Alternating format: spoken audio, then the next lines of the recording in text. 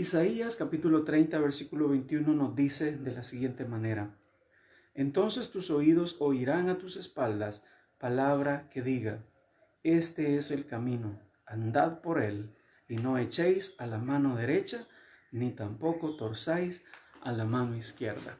Un versículo muy sencillo, pero que nos representa una gran verdad para cada uno de nosotros. Seguir el camino del Señor sin desviarnos ni a la derecha, ni desviarnos a la izquierda.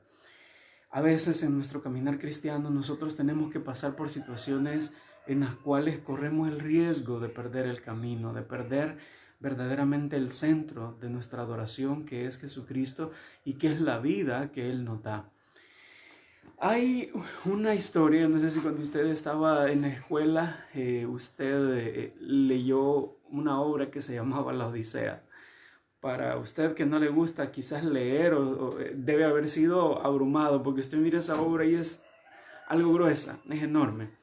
Y dentro de esa obra hay una historia. Cuando uno de los personajes principales, Odiseo o Ulises, dice la historia que él quiere regresar a su patria, tiene que pasar por un lugar donde es un lugar estrecho. El viaje lo iba a hacer a través del mar Mediterráneo, el mismo que usted encuentra en la Biblia, donde el apóstol Pablo naufragó y del que él se sirvió para sus viajes misioneros. Pues en esa obra dice que cuando él iba de regreso a su casa tuvo que pasar por el estrecho de la Mesina, y allí, en la mitología griega, según la obra, habían dos peligros. Por un lado había un monstruo que se llamaba Escila, y del otro había otro monstruo que se llamaba Caribdis. Obvio que todas estas cosas son imaginación. Pero de un lado tenía un monstruo que se miraba, ¿verdad? Del torso para arriba era una mujer hermosa, preciosa. Y la parte de abajo era como cola de pez, lo que usted diría hoy una sirena, ¿verdad? Y empezaba a cantar y a cantar. Y las personas o los marineros trataban de acercar a ella. Pero cuando ya estaban cerca, esas como sirenas se levantaban y debajo de ellas habían como un monstruo de 6 cabezas de perro, cada uno con 2 patas que tenían cabeza de dragón, y devoraban a los marineros que llegaban engañados por la belleza de ella. Entonces, habían unos marineros, según el mito, que por evitar a Escila se iban al otro extremo. Y en el otro extremo estaba Caribdis, el otro monstruo, que era una especie de serpiente marina que abría su boca y empezaba a crear un remolino en el mar que se tragaba a todos aquellos que caían en esa zona, ¿verdad? Entonces, había muchos marineros que se morían y el estrecho era bien pequeño. Todavía hoy existe ese lugar, aunque obviamente los monstruos son mitológicos. Entonces, hermanos, hay algo que nosotros podemos aprender aún de esta historia, y es que muchas veces nosotros en el cristianismo estamos enfrentando también, como lo decía el versículo, la tentación de desviarnos o a la derecha o a la izquierda del camino que nosotros hemos aprendido. No seguimos o no podemos tener equilibrio y seguir recto por la senda que el Señor nos ha trazado. Dentro de la iglesia del Señor nosotros tendemos a buscar el camino de la salvación y a torcerlo a través de 2 formas que me preocupan, porque pareciera que después de haber estado enseñando por tanto tiempo a la iglesia, como que la iglesia no logra captar esta terrible verdad, y por momentos caemos en 2 extremos peligrosos. Uno de ellos, hermanos, es el que quiero hablar y que a veces nos abruma dentro de nuestras congregaciones, que es ese moralismo legalista, y el otro es todo lo opuesto, el libertinaje, que muchas veces también domina. De un lado está un peligro y del otro nosotros encontramos el otro. El primero de estos, hermanos, el legalismo o el moralismo, es quizá para muchos el pecado favorito de la humanidad, y tiene muchas formas que la iglesia a veces se contamina de él. ¿Sabe que existen tantas religiones en el mundo, pero hay una característica que todas tienen en común? Y esa característica es que todas las religiones planean un medio de salvación basado en lo que yo como persona puedo hacer. Una salvación por obras, el método de la autojustificación. Incluso aquellos que no conocen a Dios, no es algo que solamente los creyentes a veces caemos en creer que tenemos que ser perfectos para salvarnos, sino que también hasta los mismos inconversos tienen en su mente esta idea. Si usted le pregunta a una persona allá en la calle, e incluso de otra religión que tal vez no sea cristiana, y le dice usted, si usted se muriera, ¿a dónde cree que iría? Algunas personas van a ser sinceras y le van a decir, bueno, yo creo que al infierno porque he sido malo. Pero hay otras personas que también le van a decir, mire, yo creo que me iría al cielo. Y se lo dirán así, yo creo, con algo de inseguridad en su mente y en su corazón, porque hay algo que por dentro no les permite estar seguro. Pero y si usted les pregunta a cada uno de ellos, ¿y usted por qué piensa que va a ir al cielo? Algunos de ellos le van a decir, es que porque yo soy buena persona, porque yo no robo, porque yo no adultero, porque yo jamás he matado a nadie. Entonces, yo sé que cuando llegue allá al día del juicio, Dios me va a ver algunas cosas malas, pero luego va a decir, bueno, hizo más cosas buenas y de repente me va a pesar por un lado las buenas obras y en el otro las malas. Y yo sé que me merezco ir al cielo porque he sido una persona bastante buena. ¿Ha oído eso en alguna? Incluso muchos creyentes o que se llaman creyentes en Cristo suelen creer que tienen derecho a entrar al cielo porque son buenas personas. Solo que en nuestro caso decimos, bueno, yo ayuno unas 2, 3 veces por semana, yo oro 2 horas al día, 3 horas al día, yo paso orando bastante. Yo leo la Biblia mucho, ¿sabe? Yo no me pierdo ningún culto dentro de la iglesia.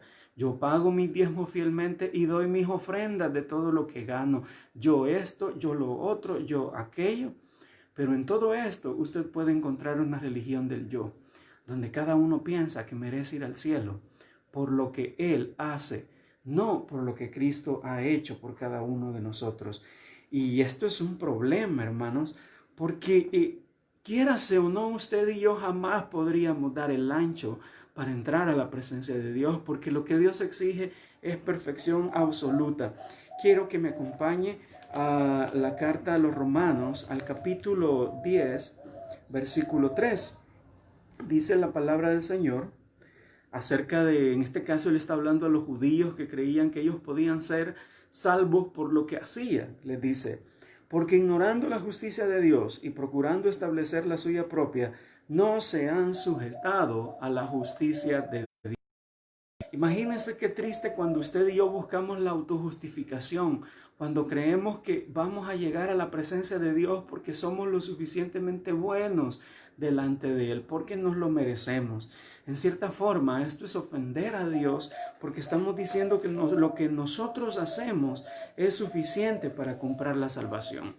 En otras palabras, usted está poniendo sus obras y dándoles el mismo valor que a la vida de Cristo. Y esto es una ofensa horrible contra Dios.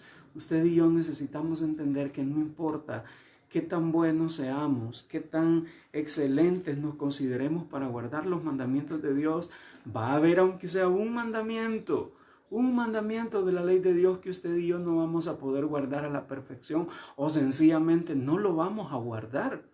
Y la palabra de Dios dice que aquel que obedece toda la ley pero falta en un tan solo punto se hace culpable de todo. De manera que una verdad que usted y yo necesitamos entender para acercarnos a Dios correctamente es que no podemos pagar por nuestra propia salvación, que esto es un regalo de la gracia de Dios.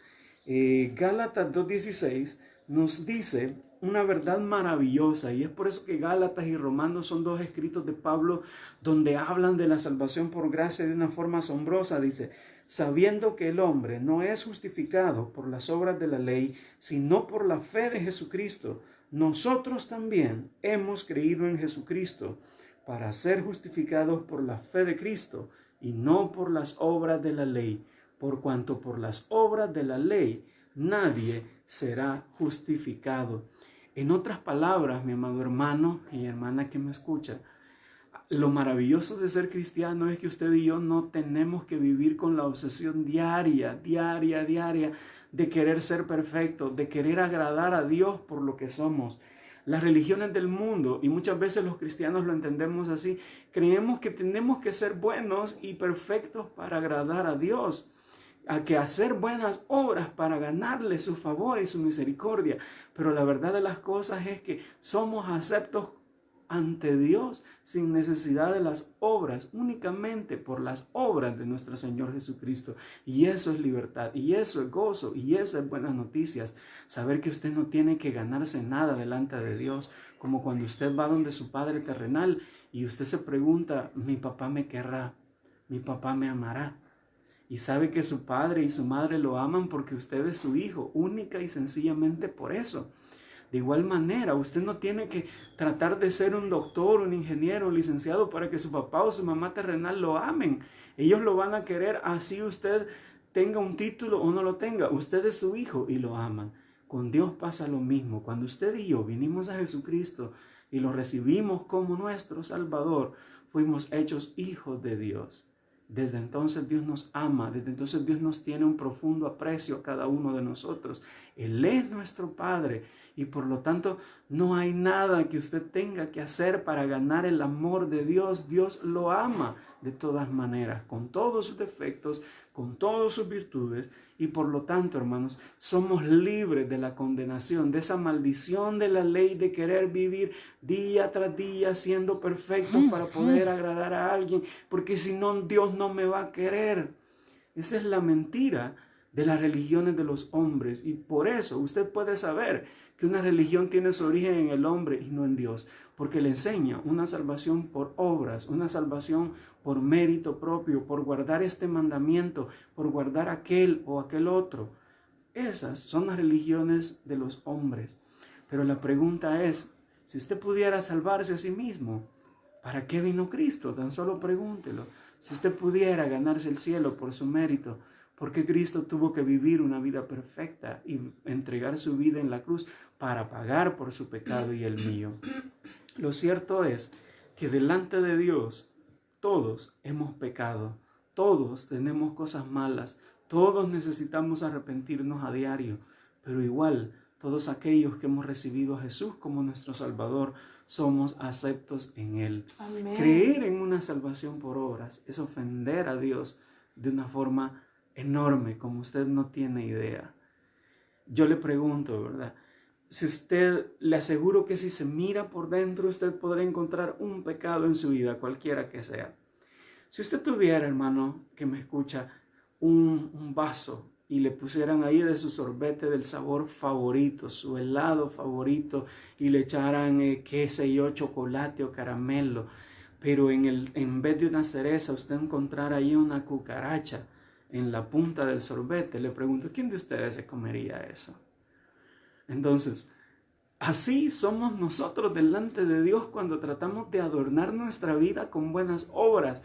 Le podemos poner de todo lo que queramos a nuestro helado, pero siempre va a haber ese punto en nuestra vida que nos va a hacer desagradables. Por eso es absurdo tratar de justificarnos. Antes bien debemos creer que Cristo vino para salvarnos. Primera de Corintios, en el capítulo 15, versículos del 1 al 4, nos dice una verdad, lo que es verdaderamente el Evangelio. Dice, además os declaro, hermanos, el Evangelio que os he predicado, el cual también recibisteis, en el cual también perseveráis, por el cual asimismo, si retenéis la palabra que os he predicado, sois salvos, si no creísteis en vano. Porque primeramente os he enseñado lo que asimismo recibí, que Cristo murió por nuestros pecados, conforme a las Escrituras, que fue sepultado y que resucitó al tercer día, conforme a las Escrituras. Pablo dice, les quiero hablar del Evangelio que yo he recibido. Y les empieza diciendo de que el Evangelio consiste en creer en Cristo, en creer que Él vino, vivió una vida perfecta, murió, fue crucificado, fue sepultado, pero que resucitó al tercer día. Si usted cree esto, si usted ha recibido a Jesús como su Salvador, usted lo tiene todo, hermano, libre de la maldición, libre de la esclavitud de la ley. Pero qué triste es cuando nosotros queremos adornar el Evangelio con nuestras propias cosas humanas y creemos, no, es que si yo hago esto, voy a ir al cielo. Si dejo de hacer aquello, yo voy a ir al cielo.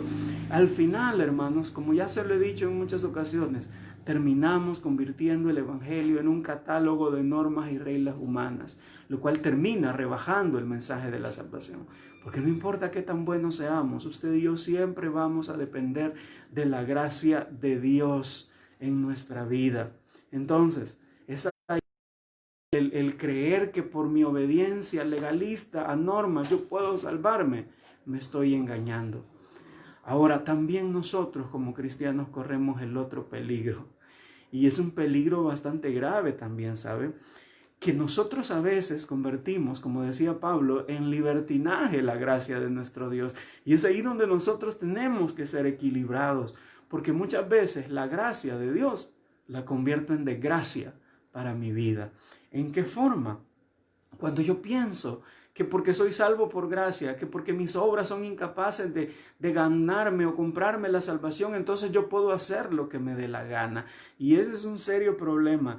En Romanos capítulo 6, versículos 1 y 2, fíjese que a Pablo, después de predicar el mensaje de la gracia, hubo algunos que le dijeron: Pablo, entonces tú estás predicando el libertinaje, tú estás diciendo que podemos vivir como nosotros nos dé la gana y que igual vamos a salvarnos. Eso tampoco es cierto.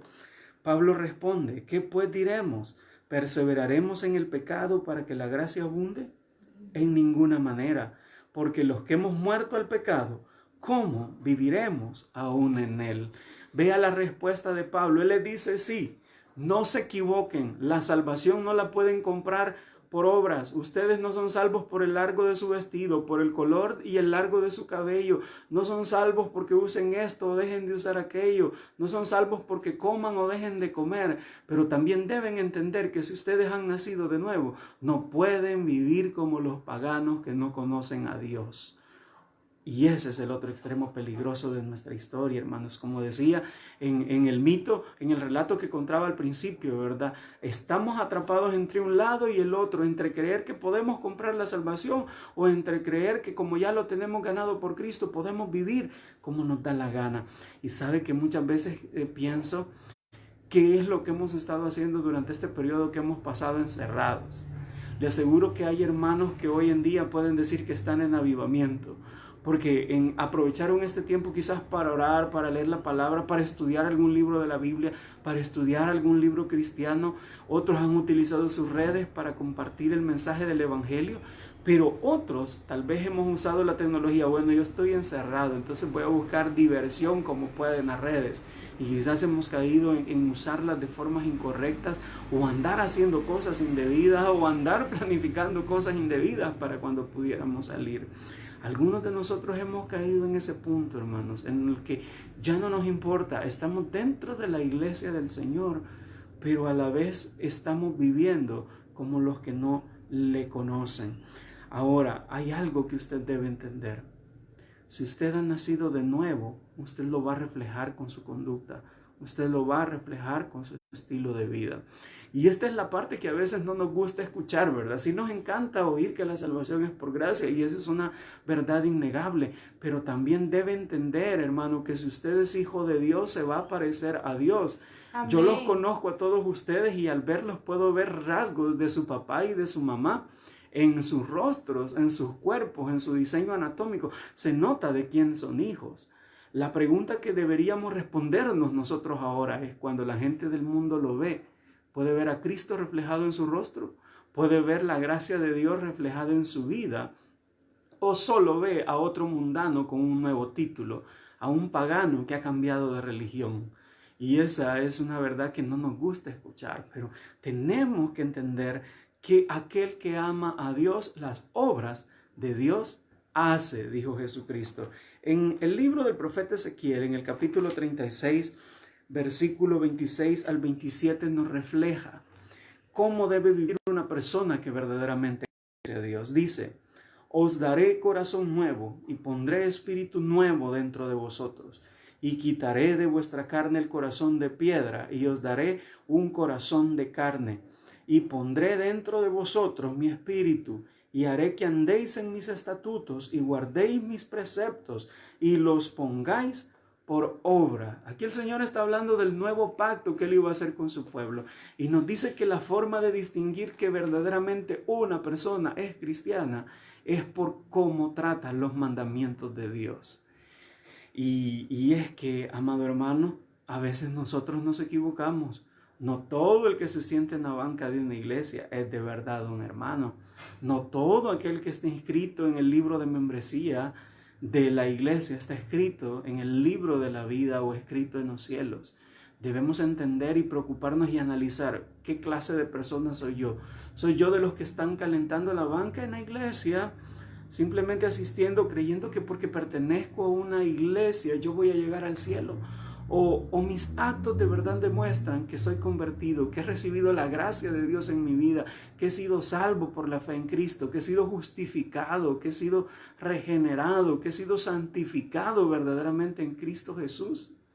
O mis obras siguen siendo las de una persona no regenerada. Sigo diciendo malas palabras. Sigo fornicando y acostándome con quien me da la gana, como lo hacía antes de ser cristiano. Sigo viendo pornografía, sigo oyendo ese tipo de música. Ayer oía a un youtuber cristiano que él decía, ¿verdad? En un lenguaje bien pesado, por un momento, y él decía, estas dos cosas que usted tiene aquí, decía, no son servicios sanitarios para que usted meta suciedad y excremento acá. Pero muchas veces nosotros eso es lo que hacemos, lo llenamos de música y de contenido sucio y llegamos a creer, hermanos, que sí, todo está bien, si soy salvo por gracia. A Jesús no le importa lo que yo estoy viendo en la tele, a Jesús no le importa lo que yo estoy escuchando, a Jesús no le importa que yo vea esa revista. Él ya me salvó, Él ya pagó mis pecados pasados, presentes y futuros y yo puedo hacer lo que me da la gana. Pero si usted piensa de esa forma, solo está demostrando que usted no ha nacido de nuevo. Porque la palabra dice que cuando hemos nacido de nuevo, la ley de Dios está escrita acá en nuestro corazón y por lo tanto la ponemos en práctica. Oh, cuánto amo yo tu ley, decía el rey David, porque él había nacido de nuevo, él había cambiado y entendía que la ley de Dios ya no la tenían que decir aquí, ¿verdad? Mira, hermano, aquí está el reglamento, aquí dice que usted no puede hacer esto ni puede venir hacia el templo, no. David no necesitaba eso. David se deleitaba en la ley de Dios y el mismo Espíritu Santo que moraba en él lo redarguía y le decía lo que estaba haciendo bien y lo que estaba haciendo mal. Lastimosamente, hoy en la iglesia estamos viviendo tiempos peligrosos.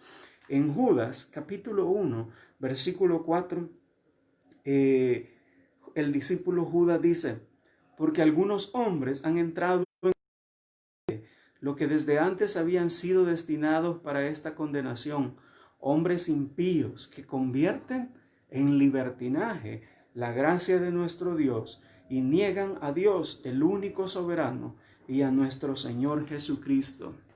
Vea qué clase de personas eran estas. Ellos no negaban que Jesús fuera Dios, pero lo negaban al final afirmando que la gracia era motivo para pecar. Y eso es algo que debe estar grabado en su corazón y en el mío. Debemos, hermanos, vivir de tal manera que agrade a Dios. Debemos vivir de tal manera que Dios se sienta orgulloso, ¿verdad? Cuando usted está, los que son padres pueden saber eso, ¿verdad? O usted también cuando tiene un hermano menor y de repente usted va al día de la clausura, ¿verdad? Y van a entregar los premios. Y de repente llaman a su hijo o llaman a su hermanito más pequeño que ganó el primer lugar o le van a dar una medalla aunque sea de perseverancia. Pero usted en ese momento grita, aplaude y dice, ese es mi hermano o ese es mi hijo. Se siente orgulloso porque ve que sobresalió, que se destacó. De igual manera Dios, cuando nos mira a nosotros que estamos honrando con nuestra vida, honrando su palabra, honrando el sacrificio de Cristo que Él hizo en la cruz, Dios se siente orgulloso de nosotros. Dice la palabra en Hebreos, hablando de Jesús, y Él no se avergüenza de llamarnos hermanos. La pregunta será, ¿Jesús se avergonzará de usted? Dice la palabra en Pedro que cuando el Señor venga, algunos de nosotros retrocederemos de Él avergonzados, dice, cuando Él venga nuevamente. ¿Cómo va a recibir usted al Señor? Diciéndole, gracias Señor, porque por tu gracia fui salvo y mira, te honré viviendo como tú querías que viviera. O va a decir, ay Señor, discúlpame, pero como yo sabía que habías pagado todo por mí, yo viví como me dio la gana. Son errores que debemos evitar en nuestra vida, hermanos. Tanto el legalismo como el libertinaje son condenados en la palabra del Señor y reflejan la mentalidad del mundo. Dijimos, el mundo se justifica y piensa que es justo, que porque hace buenas obras va a entrar al cielo, pero está equivocado.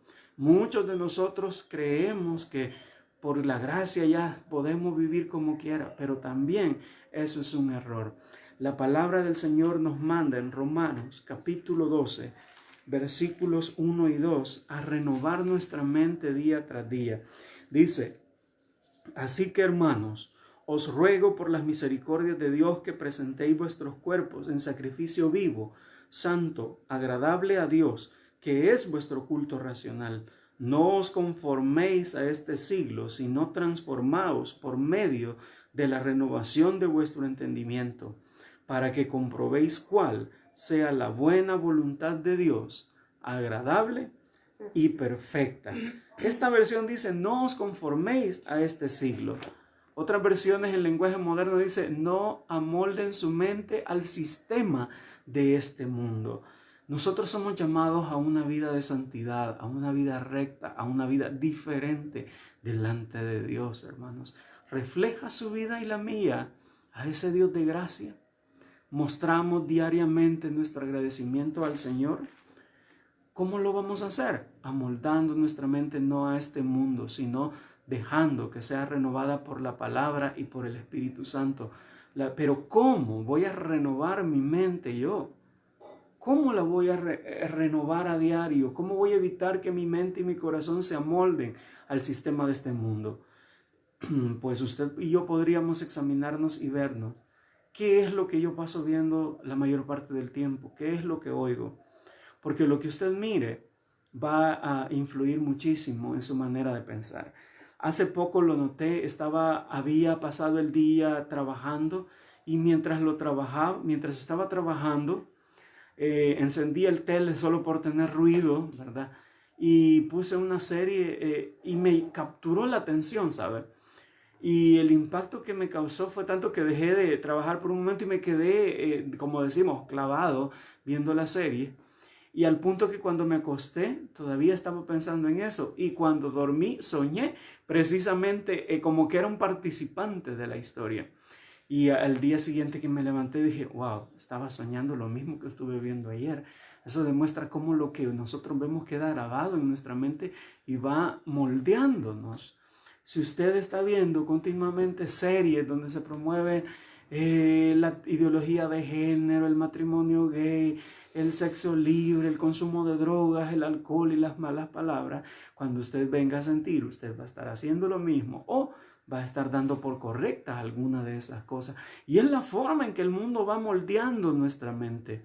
Pero la palabra del Señor nos insta a vivir no como necios, dice, sino como sabios, aprovechando bien el tiempo, porque los días son malos, hermanos, exactamente. Entonces, no es tiempo para vivir durmiendo, dejando que el mundo nos meta las ideas que quiere que nosotros tengamos. Es tiempo de que nosotros recapacitemos y pensemos, Señor, vivimos tiempos peligrosos y yo no voy a caer en ninguno de los dos extremos. Ni me voy a obsesionar por una perfección que yo no puedo lograr en obediencia a leyes, pero tampoco voy a vivir una vida libertina, sino que voy a disfrutar la libertad que tengo en Cristo y voy a entender que tú lo hiciste todo y que por gratitud yo debo vivir una vida de santidad para ti. Que el Señor nos bendiga, que el Señor nos ilumine, amados hermanos, y nos muestre el camino correcto, porque como decía Isaías 30:21, y oiréis detrás de ti una voz que dice, este es el camino, y no te partes ni a la derecha ni a la izquierda, sino sigue hacia adelante. Y esa es la meta para usted y para mí, afirmarnos en el camino del Señor y no desviarnos ni a la derecha ni a la izquierda. Que el Señor les bendiga, amados hermanos. Deseo que la gracia de nuestro Señor Jesucristo les acompañe, que puedan sentir en su vida siempre el amor de Dios abrazándoles y que en todo este proceso que todavía nos falta por vivir en medio de la realidad que estamos afrontando, la comunión del Espíritu Santo esté con cada uno de nosotros siempre para fortalecernos, para bendecirnos y levantarnos cuando sintamos que de veras ya no aguantamos. Que el Señor le bendiga, hermanos. Vamos a orar y